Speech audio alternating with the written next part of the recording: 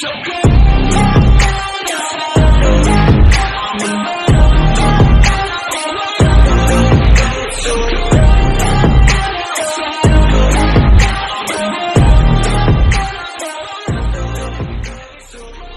की शुरुआत एक फ्लैशबैक से होती है जहाँ पर दो लोग एक बच्चे और डॉग को परेशान कर रहे होते हैं। तभी यहाँ पर अकीरा आ जाता है एंड उन दो लोगों को काट लेता है एंड यहाँ से भगा देता है। फिर अकीरा अपने आप को जस्टिस का सुपर हीरो बताता है। अब प्रेजेंट में अकीरा की आँख खुलती है एंड वो अपनी बकेट लिस्ट को देखता है एंड आगे केंचो बता रहा होता है ये ज़ॉम्बी वायरस तो पूरी कंट्री में फैल चुका है एंड शायद ही कोई ऐसी जगह होगी जो सिर्फ बची होगी।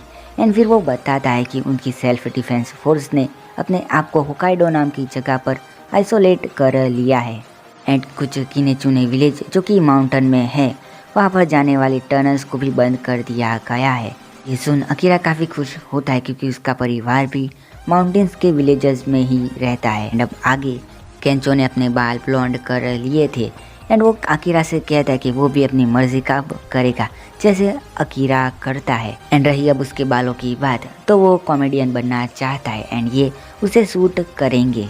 अब अकीरा अपने हीरो बनने का बचपन का सपना केंचो को बताता है एंड केंचो कहता है कि उसके पास ना ही कोई पावर है तो फिर वो सुपर हीरो कैसे बनेगा।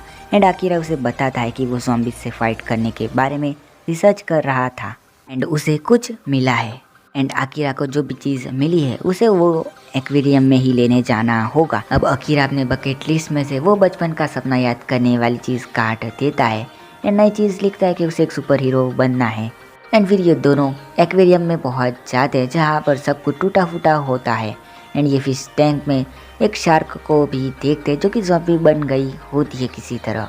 एंड फिर यह एक कमरे में पहुँचते हैं जहाँ पर अकीरा लॉकर खोलता है एंड काफ़ी खुश होता है। दूसरी तरफ हमें एक बस दिखाई जाती है जहाँ पर सारे लोग डरे हुए होते क्योंकि ये बस ज़ॉम्बीज़ के बीच में फंस गई होती है। यहाँ पर हमें सुजुका भी दिखाई जाती है।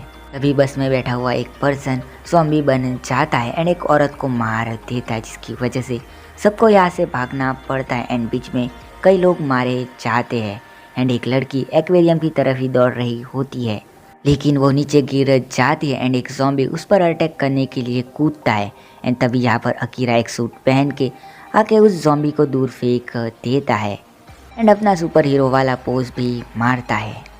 अकीरा ने जो सूट पहना हुआ होता है उसका यूज़ शार्क टैंक को साफ करने के लिए किया जाता है एंड इस सूट को कोई भी शार्क काट नहीं सकती है। ये सूट टाइटेनियम से एंड स्टील से बना हुआ होता है जिसका मतलब है ज़ॉम्बीज़ तो क्या शार्क भी अकीरा का कुछ भी नहीं बिगाड़ सकती है।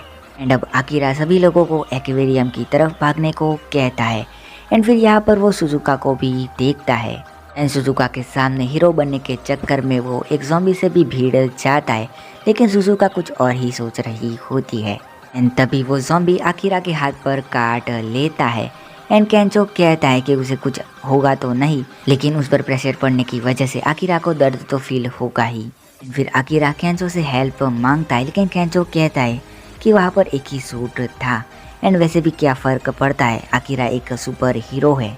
नेक्स्ट सीन में हम लोग देखते हैं कि अकीरा ने सारे ज़ॉम्बीज़ को पानी में फेंक दिया होता है एंड उसके बाद वो एक्वेरियम में पहुंचता है एंड केंचो को बताता है कि वो पहले भी उस लड़की से मिला हुआ है एंड वो सुजुका के पास जाके बात करने की कोशिश करता है एंड उसका नंबर भी मांगता है लेकिन सुजुका उसे बीच में ही रोक देती है एंड उससे कहती है अकीरा ये सब कुछ किस लिए कर रहा है, ज़रूर उसे कोई प्यार नहीं करता होगा एंड ये प्यार पाने के चक्कर में ही ये सब कर रहा है एंड उसके ये सब करने की वजह से उसके अपने भी खतरे में पड़ सकते हैं एंड वो और भी चीज़ें बोलती रहती है एंड अकीरा सोचता है अपने हीरो बनने के चक्कर में वो कहीं केंचो की जान भी खतरे में डाल तो नहीं रहा है एंड फिर सुजुका बोलती ही रहती है एंड ये सब सुन के केंचो को भी गुस्सा आ जाता है एंड अकीरा सोचता है कि असल में एक सुपर हीरो होता क्या है एंड सुजुका लास्ट में कहती है कि उसे फालतू की चीज़ों के लिए अपनी जान खतरे में नहीं डालनी चाहिए एंड वो अपना नंबर अकीरा को बिल्कुल भी नहीं देगी। तभी कोई अजीब सा आवाज़ आता है एंड अकीरा और केंचो चेक करने के चक्कर में जाते हैं एंड वो देखते कि वही ज़ॉम्बी शार्क बाहर आ गई होती है एंड वो चल पा रही होती है क्योंकि उसके पैर होते हैं। फिर अकीरा और केंचो सभी लोगों को भागने को कहते हैं यहाँ से एंड फिर सुजुका, केंचो और अकीरा तीनों ही भागने लग जाते हैं एंड ये लोग ऊपर की तरफ जा रहे होते, लेकिन जब ऊपर पहुंचते तो यहाँ पर कई सारे ज़ॉम्बीज़ होते हैं पहले से। एंड तभी यहाँ पर ज़ॉम्बी शार्क आके उन ज़ॉम्बीज़ को खा जाती है। एंड फिर ये लोग एग्जिट की तरफ दौड़ते हैं, जो कि इमरजेंसी एग्जिट होता है। एंड भागते भागते एक लड़की सुजुका को नीचे गिरा देती है। एंड सब एक सेफ कमरे में आ जाते हैं, लेकिन जैसे ही आकिरा को पता चलता है कि सुजुका यहाँ पर नहीं है तो वो उसे बचाने चला जाता है। एंड सुजुका सोच रही होती है कि मैं इसी वजह से ग्रुप में रहना पसंद नहीं करती हूँ। जैसे ही सुजुका पर शार्क अटैक करने वाली होती है तभी आकिरा शार्क पर कूद जाता है एंड उसे दूर गिरा देता है। एंड आकिरा को यहाँ पर देख के सुजुका कई सवाल करती है कि वो यहाँ पर क्यों आया है। एंड आकिरा कहता है कि मैं सफाई देना ज़रूरी नहीं समझता, मैं एक सुपर हीरो और सबको बचाना चाहता हूँ। सुजुका फिर पूछती है कि उसका प्लान क्या है। एंड आकिरा प्लान किए बिना ही यहाँ पर आ गया होता है। एंड सुजुका फिर कहती है कि मेरे पास एक प्लान है, लेकिन मैं श्योर नहीं हूँ कि ये काम करेगा। ऊपर की तरफ से केंचो भी इन दोनों को देख रहा होता है। फिर आकिरा शार्क को अपने पीछे लगा देता है। सुजुका का प्लान होता है कि किसी भी तरह शार्क के नाक पर करंट लगाना, क्योंकि अगर शार्क के नाक पर करंट लगाएंगे तो वो मर जाएगी। इसकी वजह यह है कि शार्क के नाक पर सेंसिस ऑर्गन होते हैं एंड उसकी वजह से शार्क को हराया भी जा सकता है या फिर शार्क मर ही जाएगी। अब सुजुका को स्टोर रूम में से 2 बड़े सेल मिल जाते हैं एंड दूसरी तरफ आकिरा की हालत खराब कर दी होती है शार्क ने। एंड केंचो भी नंगा होकर शार्क का ध्यान भटका रहा होता है। तभी यहाँ पर सुजुका आ जाती है एंड वो आकिरा की तरफ वो 2 बड़े सेल फेंकती है। एंड आकिरा अपने हाथ में वो 2 सेल लेके शार्क को जोर से पंच करता है एंड तभी शार्क धराशाही हो जाती है। एंड केंचो और आकिरा जोर जोर से नाचने लग जाते हैं। शाम को आकिरा और केंचो जा रहे होते हैं एंड आकिरा अपनी विश जो होती है सुपर हीरो बनने वाली उसे काट देता है। एंड सुजुका भी इनके साथ होती है। सुजुका इन दोनों को बताती है कि वो पहले बीच पर जाना चाहती थी एंड तभी ये सब हो गया। एंड आकिरा फिर से सुजुका से उसका नंबर मांगता है एंड सुजुका फिर से मना कर देती है एंड उसकी बकेट लिस्ट भी देखती है। वो कहती है कि वो इतना दूर रहना चाहती है जितना कि वो ज़ॉम्बी से दूर रह सके। वो बताती है कि वो इस सिचुएशन में ज़ॉम्बी से जितना हो सके उतना दूर रहना चाहती है, लेकिन ये दोनों तो उल्टा ऐसे काम करते हैं जिससे ये दोनों ज़ॉम्बी बन जाएंगे या तो फिर मर जाएंगे। सुजुका के समझाने के बावजूद आकिरा ने अपने दोस्त की जान खतरे में डाली, वो भी उस जैसी अनजान लड़की के लिए। तभी आकिरा सुजुका की बात काटते हुए कहता है कि वो हर बार सुजुका को बचाएगा क्योंकि सुजुका भी उसके लिए अब खास है। एंड इतना सुन के सुजुका ब्लश करने लगती है एंड यहाँ से जाने लगती है। एंड फिर केंचो और आकिरा भी अपने बाइक पर बैठ जाते हैं। सुजुका ऐसी जगह पर जाना चाहती है जो ज़ॉम्बीज़ से सेफ हो एंड फाइनली वो आकिरा को अपना नंबर दे देती है। एंड फिर आकिरा कहता है कि मुझे आशा है कि हम फिर कभी मिलेंगे। एंड अब ये दोनों जा रहे होते हैं एंड केंचो कहता है कि अब क्या। एंड फिर आकिरा कहता है कि मैं इस सिटी से बोर हो गया हूँ, मैं अपने पेरेंट्स से मिलने के लिए अपने होम टाउन जाना चाहता हूँ।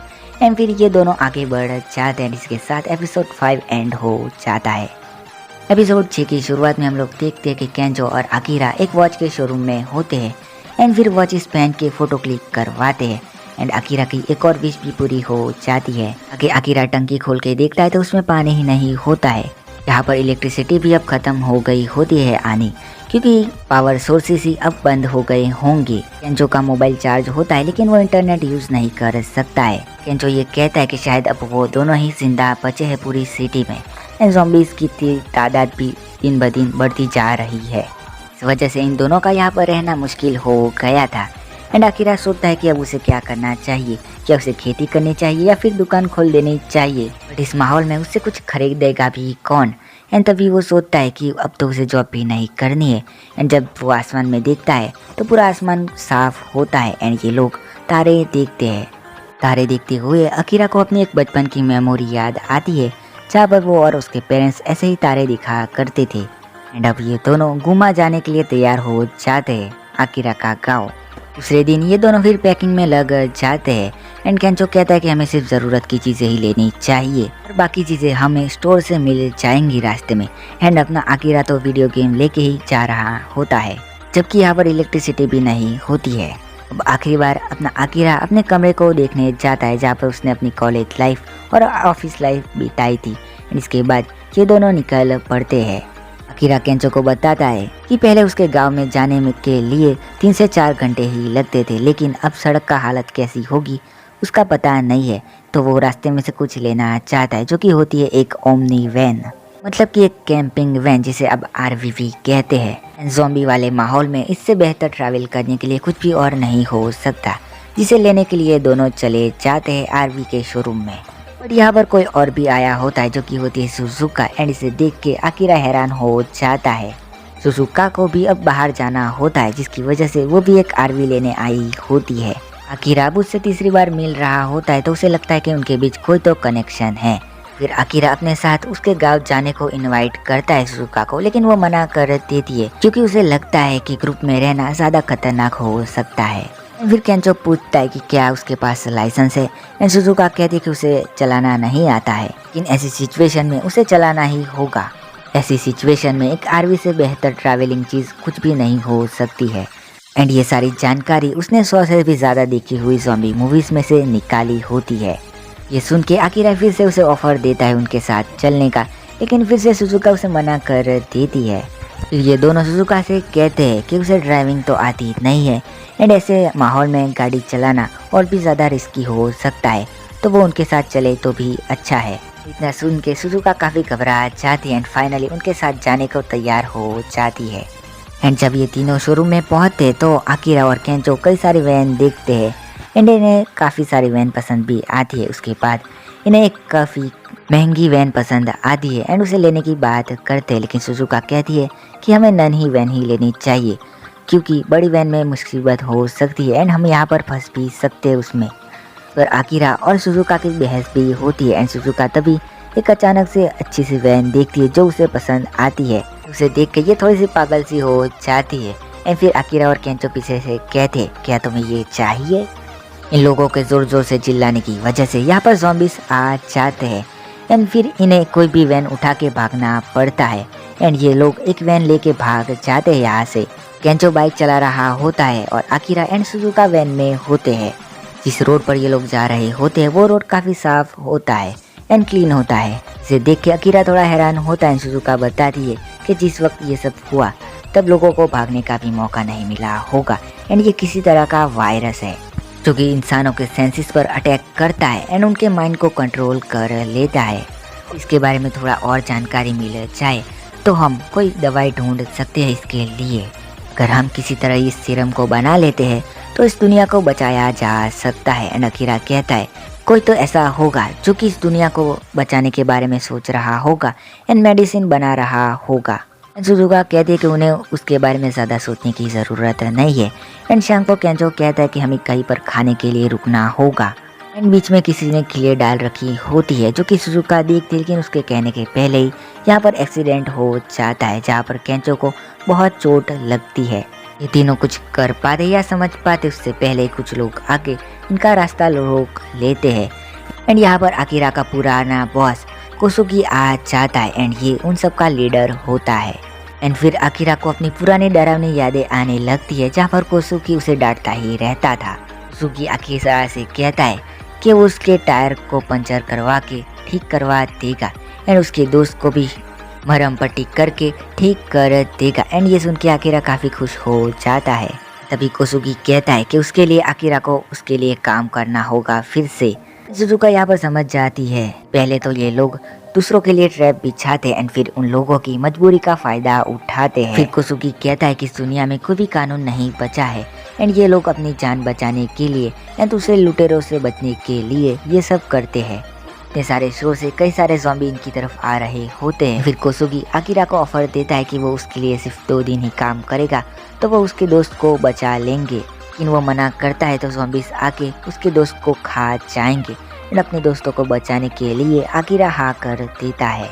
बाद में ये लोग कोसुगी की कंपनी की तरफ बढ़ते हैं एंड इस जगह को कोसुगी ने अपना अड्डा बना दिया होता है। कोसुगी दूसरे लोगों को जगह देने के बदले में उनसे काम करवाता है, जैसे कि फेंसिंग को मजबूत करना, डब्बों को नीचे उतारना। एंड अब आगे सुजुका केंचो को बांध देती है पट्टियाँ एंड सुजुका कहती है कि केंचो को थोड़ी देर के लिए आराम करना होगा, जो कहता है कि इसमें मेरी गलती है क्योंकि वजह से अब अकीरा को फिर से 2 दिनों तक मजदूरी करनी होगी एंड उसके काम करना पड़ेगा।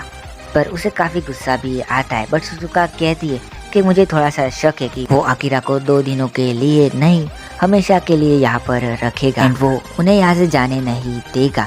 एंड दूसरी तरफ अकीरा काम करके काफी थक गया होता है एंड वो सोचता है कि उसकी ज़िंदगी फिर से पहले जैसी हो गई है। फिर वो अपनी बकेट लिस्ट देखता है, उसके बाद सारे लोगों को काम करते हुए देखता है इतनी गर्मी में एंड वो फिर एक जनरेटर शुरू करके फ्रीजर में कई सारी बियर रख देता है, ये सोच के कि शाम को सब डिनर में ठंडी ठंडी बियर पियेंगे। लेकिन तभी यहाँ पर कोसुगी आ जाता है।